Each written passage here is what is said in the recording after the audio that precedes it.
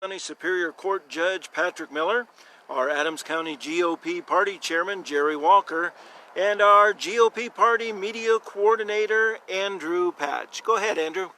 Hello, thank you for joining us today on our live. We are live on location on the corner of 27 and Winchester Road, right across from Walmart. Come out, meet with Judge Miller. He'll be out here for a few hours, and we are doing Trump signs. So I'm going to throw it to Chairman Jerry Walker, and he's going to tell you what the Republicans have coming up. Okay. Yeah, like Andrew mentioned, we've got the Trump-Pence 2020 signs available, $5 each. We have a few signs: Supreme Court, vote Trump-Pence. We've got Remember 9/11. We've got Support Our Troops. Those are $5 each to help out the county party. We also have a brand new shipment of Todd Rokita signs. Those are your favorite price, free.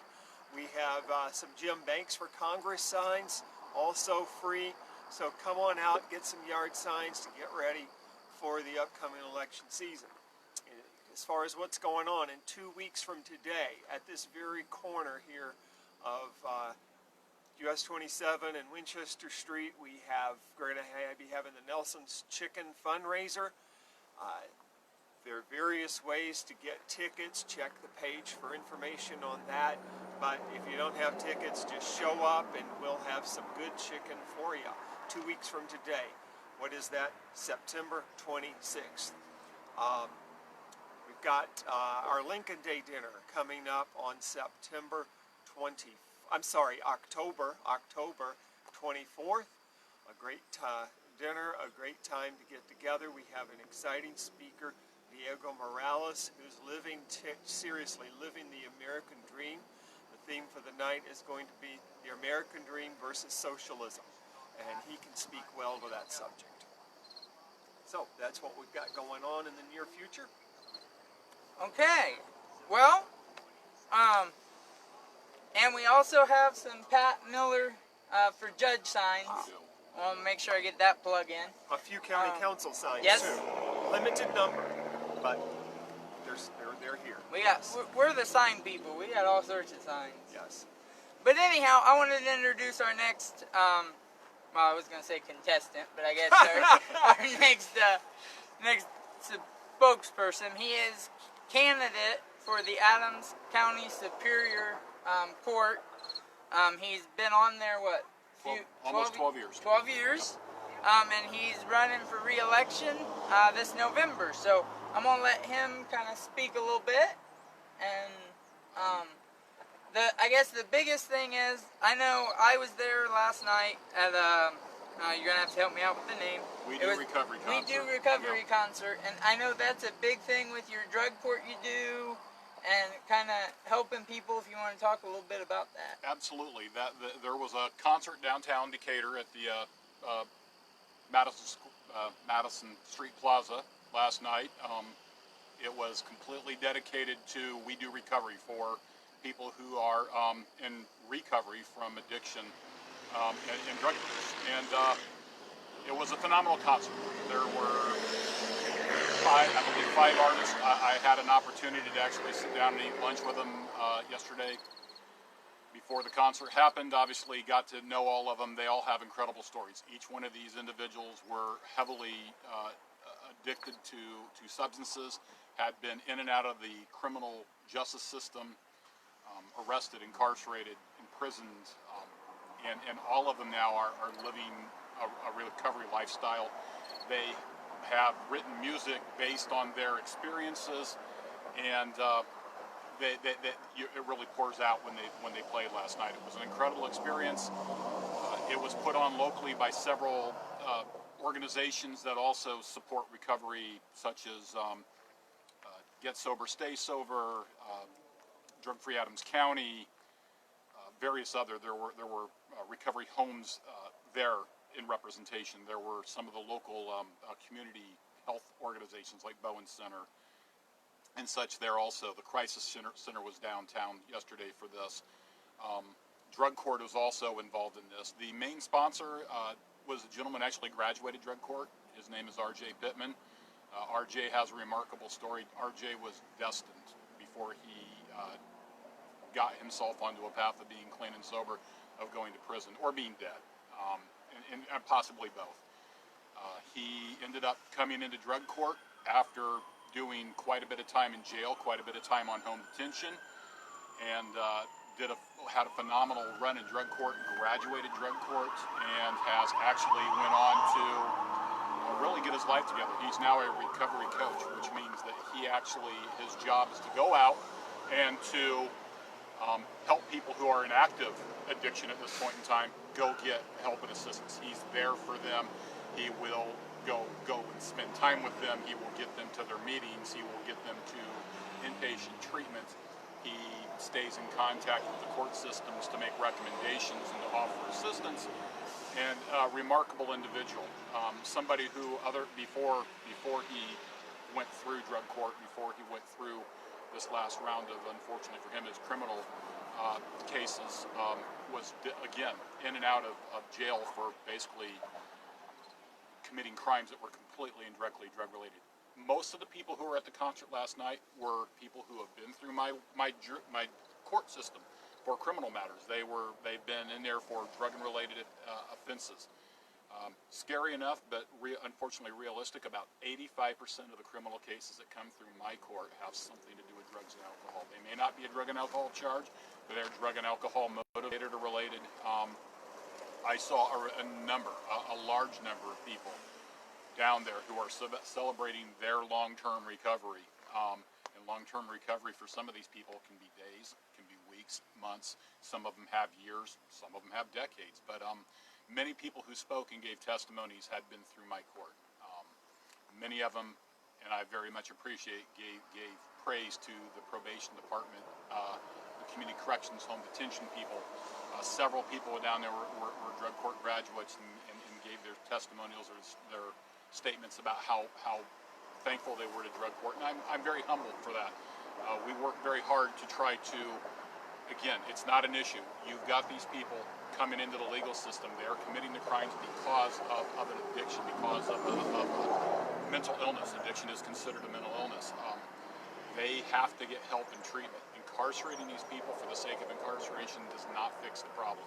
They go in addicted, they come out addicted, and when they come out addicted, normally they are now many days or many weeks or even many months and sometimes years clean from the drug, but still have the compulsion to go out and use. And this is a scary thing because they get out there, they use, they relapse, and their body is not able to tolerate the substance that they've been using before they went into jail, and a lot of times this is a fatal overdose kind of situation. So to hear these people come in and talk about the drug court saved my life, or home detention saved my life, or probation saved my life, or the courts by prosecuting me and addressing my charges and getting me help, very humbling to me. It really makes me appreciate my job, not that I don't anyways, but even that much more because I see the impacts I have on people's lives.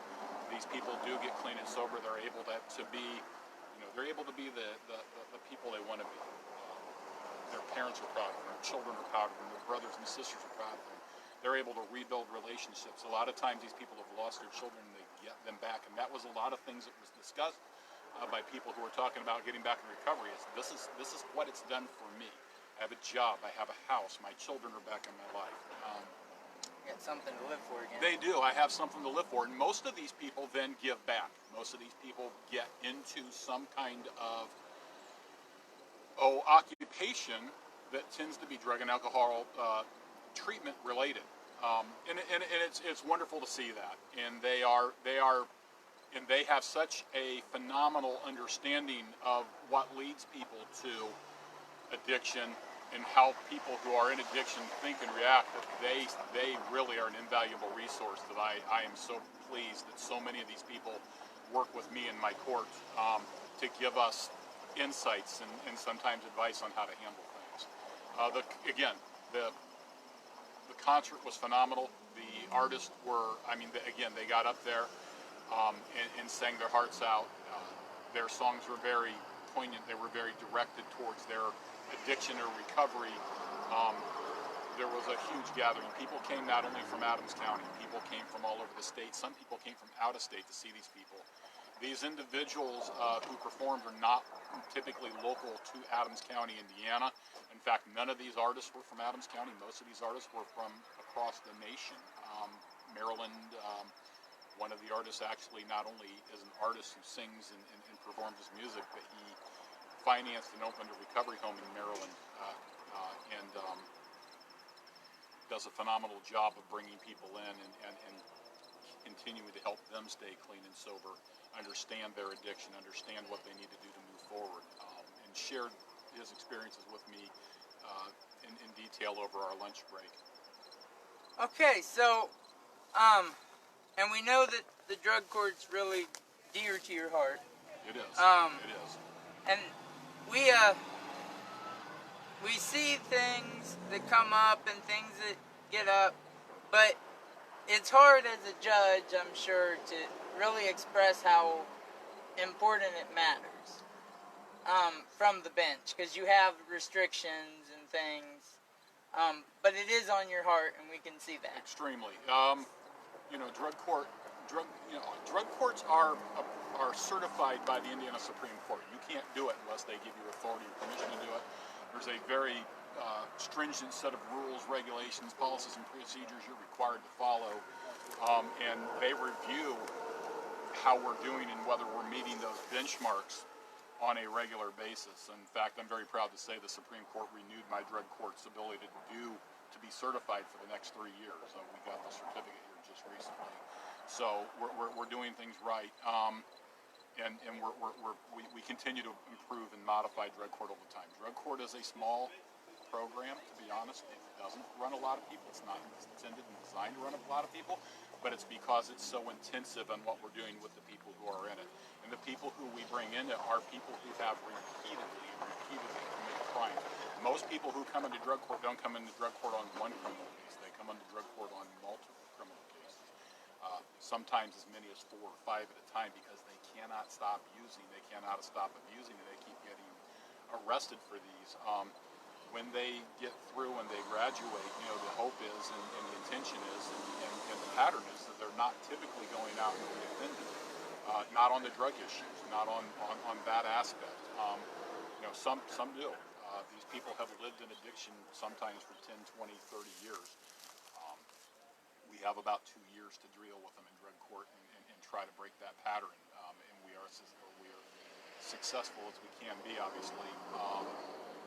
And again, it's very rewarding to me. Not that the rest of the job isn't either. When I can't get somebody into drug court, I still look to see what I can do for them if it's possible on probation, on community corrections, home detention, as opposed to simply incarcerating them. And again, we do focus on the people who have the drug addiction problem, the drug abuse problem. Drug court is not for drug dealers. Drug dealers don't come in, can't come in under our regulations and our rules on this. We don't take violent offenders into drug court because this is designed, and with the interaction that they have with staff, designed to be for non-violent offenders. And these people have to want to get help, want to get clean. It's a voluntary program. We've never forced anybody into drug court. Everybody who volunteers, or who comes in, volunteers. Okay, well, I think we're about done. Did you have anything you wanted to add, Chairman? I don't believe so. We just got word this week. One other thing coming up is there will be a candidates forum sponsored. There will be a candidates forum sponsored by the Decatur Rotary Club, and we'll just say, rather than me try to trust my memory, we'll say details will be forthcoming on our Facebook page. So check out our Facebook page. We're gonna have this video up there for you to watch later if you didn't have a chance to watch. As always, drop any comments, anything our way. Somebody will review them. And no, that was not my motorcycle. So just to clarify. Yeah, it will be in a few minutes. So thank you for joining us. Feel free to visit the judge's Facebook page, Patrick R. Miller for Adams County Superior Court. Adams Superior Court. But visit his page for anything that you want to learn about him. and come out, get signs. We got plenty of signs, and I don't want to take them home. So let's get rid of them. There we go. Have a great day. Thank you. Thank you. And this will conclude our Adams County GOP Facebook Live presentation. Feel free to share this on your social media platforms and keep on the lookout. There'll be more to come. Thank you. God bless.